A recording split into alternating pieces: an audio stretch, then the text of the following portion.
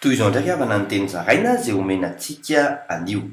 Fantaro ilay lalam-piainana efa voasorotra ho anao olon'i Kristy. Aoka izay lalam-piainana tsapanao fa nanirahan'Andriamanitra anao ihany no aleha. Na amin'ny andraikitra zany na mety ny adidy na ny asa.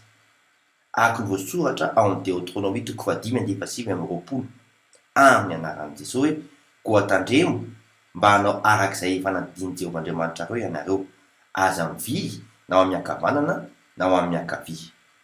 Dia ho velona sady ahita soa ianao. Araka ny voasoratra ao amin'ny Deutéronomie 5:9-20, amin'ny anaran'i Jesosy hoe: fa ny lalina rehetra izay nandidiny Jehovah'Andriamanitra reo anareo no alehanareo, mba ho velona ianareo ka ahita soa ary ho maro andro any amin'ny tany izay olovainareo. Manana ny hevitra izay heverana anao ny Tompo, matoki, vavaka isika. Raha eo tsapako fa ty ahy ianao matoa mampatsiahy, fa tokony ahay andanjalanja izay andraikitra raisiko aho. Amin'ny anaran'i Jesosy Kristy velona avy any Nazareta. Amen. Mandra-pioana tompoko.